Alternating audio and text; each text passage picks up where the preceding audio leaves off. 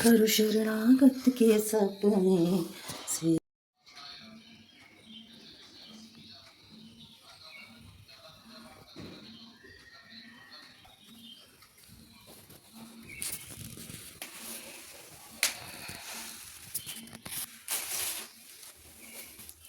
जय माता दी, जय माता दी, जय माता दी, जय माता दी कहते जाओ, आने जाने वालों कहते जाओ, तुम मत देखो अपनी पाँव के छालों को, जिसने जितना दर्द सहा है उतना चैन भी आया है। हे माँ,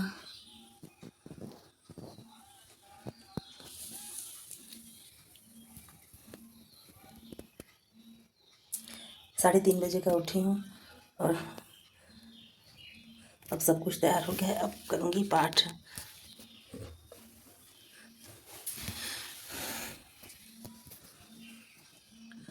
जय माता दी, जय माता दी, जय माता दी की वीडियो नहीं बना पा रही हूँ आजकल, क्योंकि पूजा करते समय मैं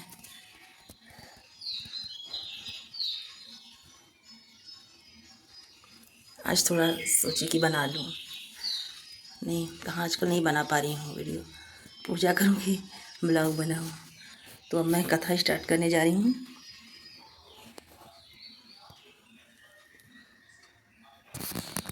आप लोग भी मेरी मैया का दर्शन कर लीजिए, सबकी मैया है। तृतीयोध्याय। जगदम्बा के श्री अंगों की कांति उदय काल के सहस्र सूर्यों के समान है। वे लाल रंग की रेशमी साड़ी पहने हुए हैं। उनके गले में मुंडमाला शोभा पा रही है। दोनों स्तनों पर रक्त चंदन का लेप लगा है। वे अपने कर कमलों में जब मालिका, विद्या और अभय तथा वर नामक मुद्राएं धारण किए हुए हैं। 3 नेत्रों से सुशोभित मुखार विंद की बड़ी शोभा हो रही है। उनके मस्तक पर चंद्रमा के साथ ही रत्नमय मुकुट बंधा है तथा वे कमल के आसन पर विराजमान है। ऐसी देवी को मैं भक्ति पूर्वक प्रणाम करती हूँ। ऋषि कहते हैं, दैत्यों की सेना को इस प्रकार तहस नहस होते देख महादैत्य सेनापति विचिछुर क्रोध में भरकर अंबिका देवी से युद्ध करने के लिए आगे बढ़ा। वह असुर रणभूमि में देवी के ऊपर इस प्रकार बाणों की वर्षा करने लगा जैसे बादल मेरुगिर के शिखर पर पानी की धारा बरसा रहा हो।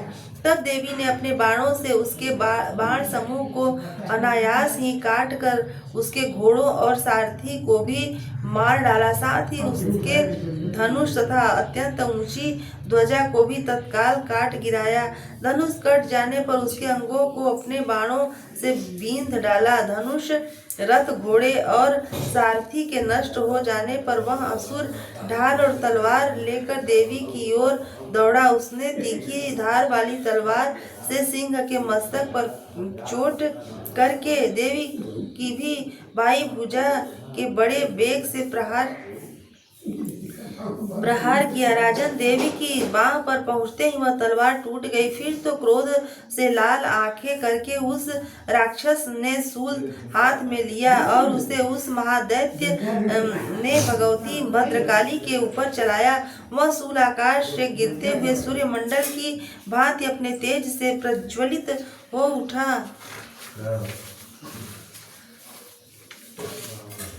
उस शूल को अपनी ओर आते देख देवी ने भी शूल का प्रहार किया उससे।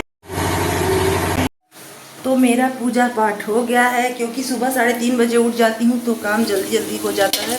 पूजा पाठ जल्दी से हो जाता है, क्योंकि मंदिर भी जाना होता है, घर में भी पाठ करना होता है। और जबकि काम तो खैर आजकल मैं कुछ नहीं कर रही हूँ, और सभी लोग हैं घर में तो कर लेते हैं, मैं नहीं कर पाती हूँ। और सुबह पूजा पाठ करने में ही समय चला जाता है। देखिए इस समय कितना टाइम हो रहा है, इस समय बज रहा है 9:30 और सबकी 3:30 बजे का उठती हूँ। पूजा पाठ की, फिर उसके बाद अपना घर और साफ की, और सुंदरकांड भी पढ़ना होता है। तो समय मिलता है तो सुबह ही पढ़ लेती हूँ, नहीं ऐसे 2 बजे पढ़ती हूँ। समय मिल जाता है तो सुबह पढ़ लेती हूँ। तो अभी मैं अपने लिए फलाहार बना रही हूँ।